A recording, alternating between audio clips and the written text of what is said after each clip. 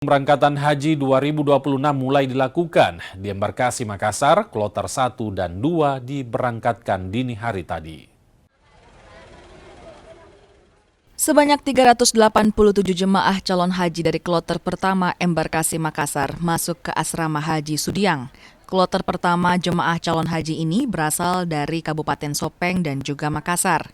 Setibanya di asrama, jemaah langsung mengikuti proses penerimaan dan mendapatkan pelayanan one-stop service, termasuk layanan baru berupa pembagian kartu yang merupakan identitas digital berbentuk smart card.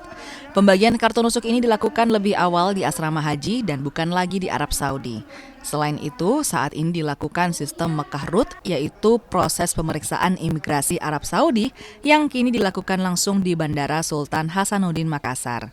Ada dua layanan yang berbeda dari tahun sebelumnya, yaitu pembagian nusuk yang selama ini di Kota Mekah, pembagian nusuknya di Asrama Haji Embarkasi Makassar. Yang kedua, ya pemeriksaan paspor imigrasi Saudi yang selama ini diperiksa di Jeddah dan Madinah. Alhamdulillah tahun ini pemeriksaan imigrasi Saudi pindah di Bandara Sultan Hasanuddin. Dampaknya bila jemaah nanti tiba landing di Saudi, ya tidak ada lagi pemeriksaan. Itulah perbedaan dari tahun sebelumnya. Pak, saya lihat ini penerimaannya ditunjukkan. Ya, kami percepat karena kami baru melayani Makarot, yaitu pemeriksaan Saudi. Makanya kami lebih siap, ya butuh waktu yang agak banyak untuk persiapan itu. Makanya pelepasan kami majukan di pagi agar nanti persiapan pemberangkatan jamaah tidak terganggu lagi. Embarkasi Makassar tahun ini akan memberangkatkan banyak 16.750 jemaah calon haji yang terbagi dalam 43 kelompok terbang di 8 provinsi di kawasan timur Indonesia. Sebenarnya apa yang dilakukan oleh jemaah haji ketika masuk di asrama Haji Sudiang Makassar? Yang pertama yaitu akan diterima oleh panitia pelaksana ibadah haji.